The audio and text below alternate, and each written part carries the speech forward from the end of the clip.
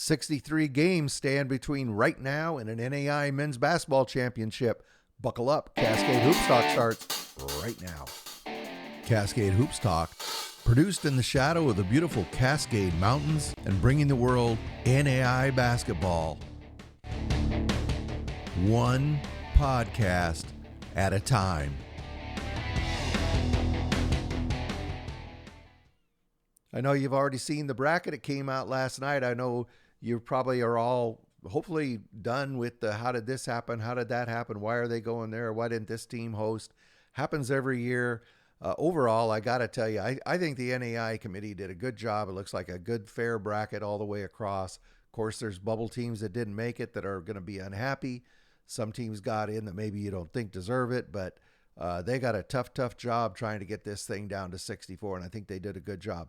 What we're going to do is we're going to go through and just go through this. This is 4 quadrants, as you know, this bracket, and there's 16 teams in each quadrant, and there's 4 pods or regionals. I call them the same thing, pods or regionals. And out of these pods or regionals of 4 teams comes 1 team that goes to Kansas City. And that's the round of 16 that goes to Kansas City.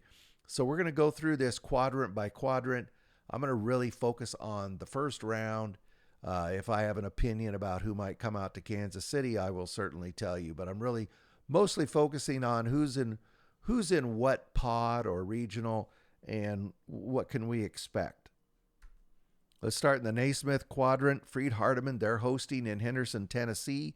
The Lions, they're heavily favored to return to Kansas City.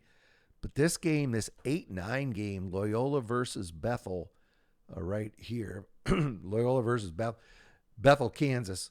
That game should be a very good basketball game. Look, if you get a chance, watch that game. I think that'll be very competitive. I still think that Freed-Hardeman's total odds-on favorite to get out of that regional and get to Kansas City. Northwestern is hosting in Orange City, Iowa. Tough place to play. They have a great home court advantage there. Northwestern Raiders, they're going to start with Taylor. This will be a better game than number 4 versus number 13 seeding. Taylor is very well coached. Austin Peters has done a great job there, and they battled in that crossroads, so they're battle tested. So we'll have to see what happens in that game. But this game here, William Penn versus College of Idaho, that should be legendary. This will be epic. I want to see that matchup. I think the over-under in 3-pointers in this game might be about 60. I mean, these guys launch it up. It might really come down to who's hot from 3.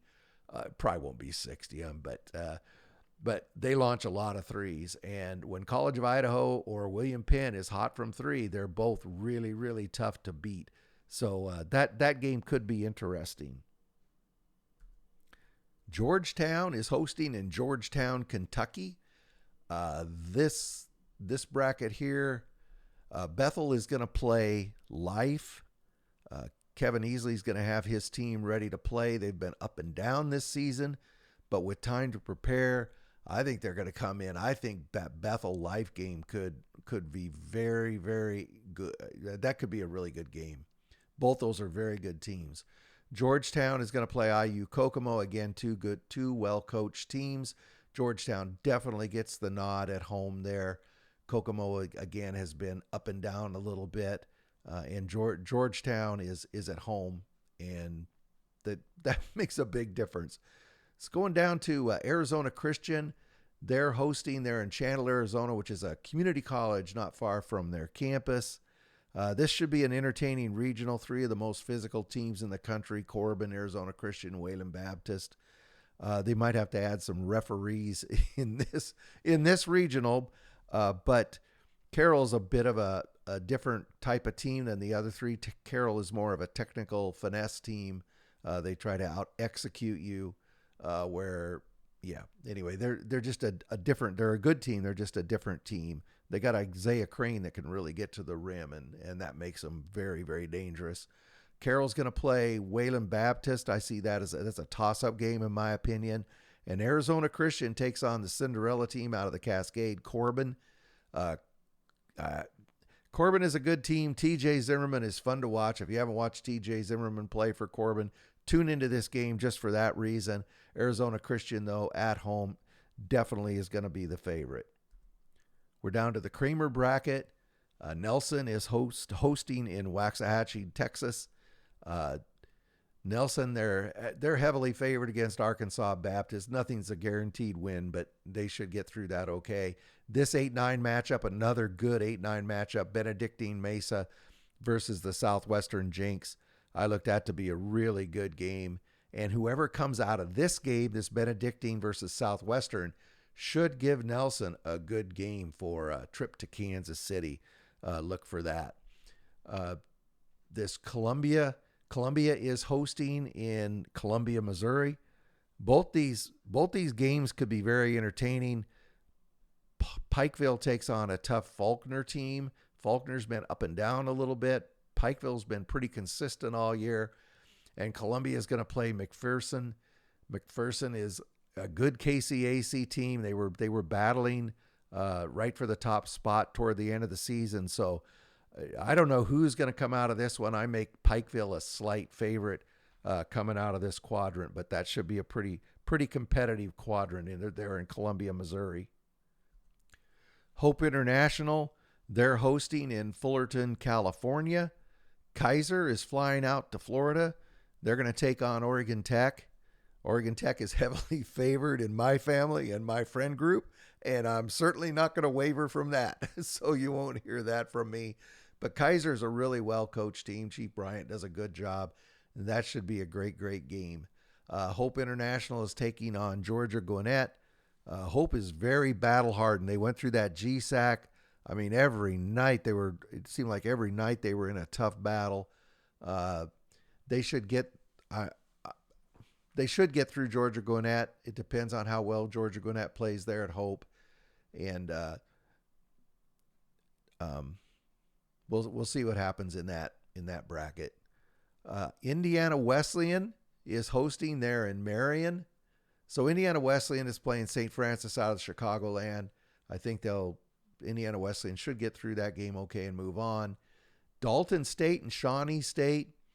This has a potential of being a very tight, very, very good game. Two really well-coached teams.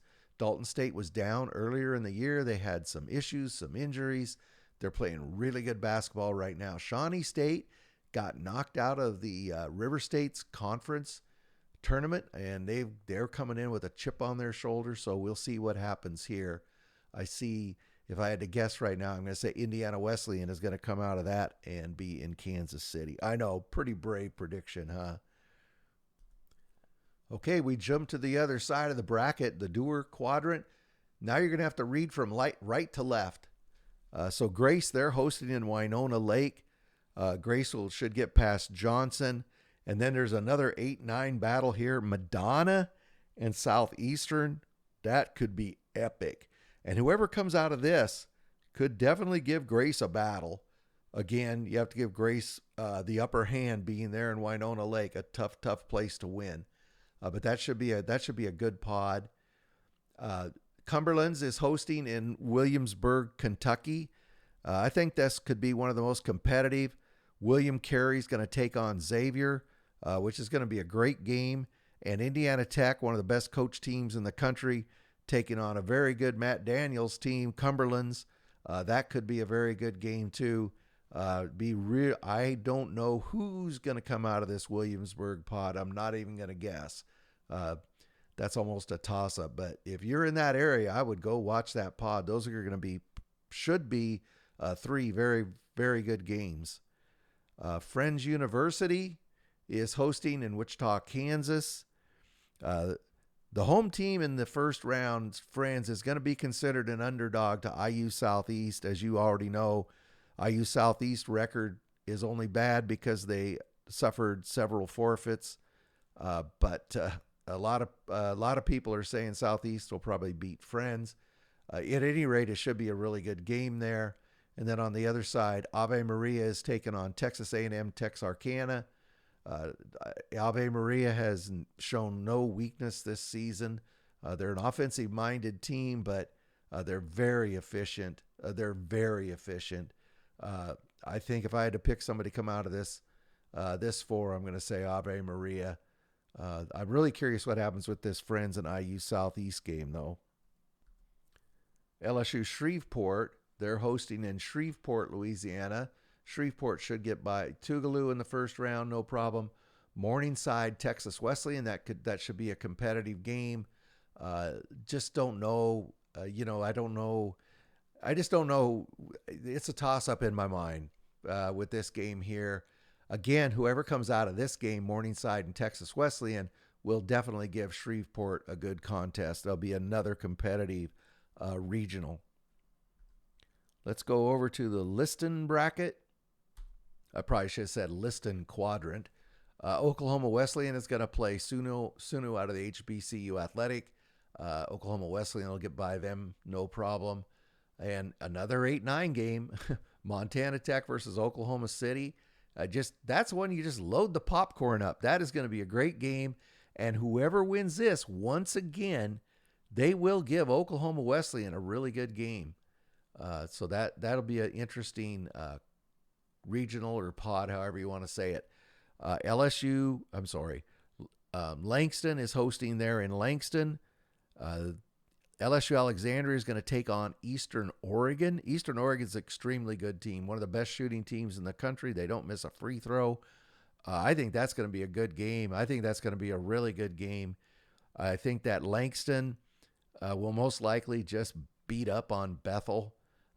Langston is just so physical. They just don't let you score. And that final, whether it's LSU Alexandria or Eastern, I'm predicting it'll be Langston over here. Those will be very, very good games. I think any one of these three could definitely come out of here and go to Kansas City. Huntington is hosting in Huntington, Indiana. Graceland takes on Lindsey Wilson. That's a toss-up game right there. Lindsey Wilson played in the Mid-South, so they're definitely battle-hardened. Graceland had to battle in the Heart. They won the Heart. They were definitely the best team out of the Heart. But those Mid-South teams just bring a little something different to the game. Huntington is going to play Bellevue. Huntington is at home in the Platte. They are hard to beat there. It's not a closed-up gym. It's not, the people aren't right on top of you. It is just a tough, tough place to win. I've been to games there. Trust me, it's going to be tough for anybody to beat Huntington in Huntington. I'd be very surprised if Huntington didn't come through and get to Kansas City. And lastly, Rocky Mountain is hosting, not in Butte, Montana, Billings, Montana. That's where Rocky Mountain is. Montana Tech's in Butte, Montana. No geography majors making this up, but anyway, it doesn't matter. So, lost my train of thought. Rocky Mountain, they'll get by Simpson, no problem, right here. David Cohn is a good coach at Simpson. He just doesn't have the guys to compete at the national level. Rocky Mountain will get by them. LC State versus the Masters. Oh man, that's one again, if you're anywhere near this area, you got to get this game right here. Should be great. You talk about well-coached teams. Austin Johnson versus Coach Starr. These are two tacticians that are second to none. And whoever comes out of this is going to battle Rocky, and it's going to be, can Danny Neville keep getting it done and get back to Kansas City? I mean, that's yet to be seen. But there's three great teams in this quadrant. It's not going to be a cakewalk. So that's a really quick look at the 16 pods. I hope your team got in. It's going to be every year it's really, really fun. So it kicks off on Friday the 13th and 14th. We lose on the 13th, we lose 32 teams. We go from 64 to 32. And the next night we lose 16 more. And then the last 16 will go to Kansas City. That's kind of the holy land of NAI men's basketball. And I hope to see every one of you there. If you do go there, make sure you come over and say hi. I like to meet everybody when I'm back there. But anyway, that's a quick look. And follow Champion Sports Network and look for our show early next week. We're going to do that show together to go through the brackets and talk about the tournament and probably talk to some coaches and SIDs all together. So everybody enjoy your weekend. Take a breath, get some sleep, because it's going to get wild. Thank you very much for supporting our podcast. Please like and subscribe. Get out to your local NAIA school, because NAIA basketball is the best entertainment value in America.